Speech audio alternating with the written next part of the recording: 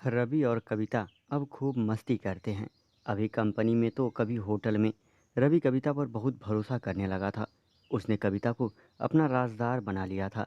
इस तरह कुछ ही दिनों में कविता ने कंपनी के मालिक और बेटे को अपने बस में कर लिया था। कविता ने अपनी खूबसूरती का ऐसा इस्तेमाल किया जिसमें बाप और बेटे दोनों उलझ गए। कविता ने अपने साहब राकेश के घर में ही अपना सिक्का जमा लिया था। उसने साहब जी की पत्नी और नौकर को भी अपना दीवाना बना रखा था। वह अपनी खूबसूरती के साथ साथ अपनी जुबान का भी जादू चलाती थी। एक दिन रवि ने कविता से कहा, मैं तुमसे शादी करना चाहता हूँ। कविता बोली, मैं भी आपको पसंद करती हूँ, पर आपके पिता ने आपकी शादी किसी बड़े घराने की लड़की पसंद की है। वह हमारी शादी नहीं होने देंगे। रवि बोला, तो हम भागकर शादी कर लेंगे। कविता ने रवि को समझाया कि हम भागकर कहाँ जाएंगे, ऐसा करने पर शायद साहब तुम्हें अपनी जायदाद से बेदखल कर दें। रवि ने कविता से कहा, बात तो तुम सही कह रही हो, क्योंकि मेरे पिताजी को अपनी इज्जत और दौलत दोनों से प्यार है, पर मैं क्या करूं। इतने में कविता बोली, क्यों ना ऐसा तरीका निकाला जाए जिससे वह अपनी जायदाद से बेदखल ना कर पाएं। रवि ने पूछा, वह कैसे।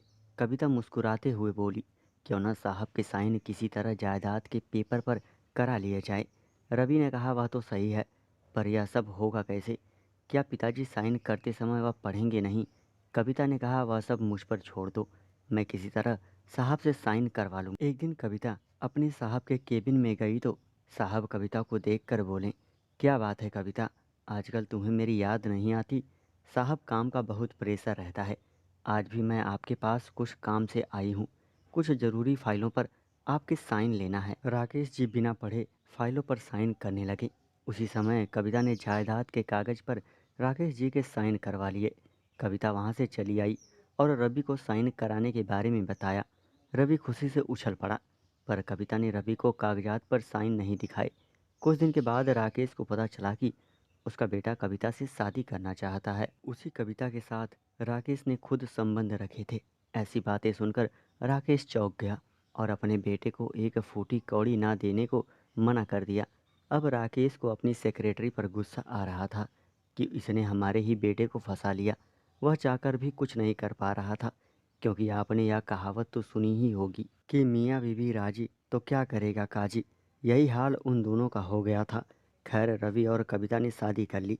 शादी के बाद राकेश ने कहा कि तुम दोनों मेरे घर पर नहीं रहोगे, मैं तुम दोनों को अपनी जायदाद से बेदखल करता हूँ। यह सुनकर कविता हंसने लगी और बोली, किसकी जायदाद, आपकी या फिर मेरी।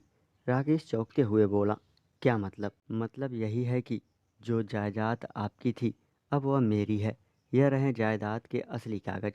इसके मुताबिक यह सारी प्रॉपर्टी हम दोनों की है। यह बात सुनकर राकेश को हार्ट अटैक आ गया और वह वहीं गिर गया। उसको तुरंत हॉस्पिटल ले गया गया, लेकिन उसने रास्ते में ही दम तोड़ दिया। अब रवि और कविता दोनों पछता रहे थे और राकेश की मृत्यु के लिए अपने आप को गलत ठहरा रहे थे। दोस्तों, कभी किसी के साथ गलत ना करें। दोस्तों, चैनल को सब्सक्राइब करें और हिलाते रहें। Thank you.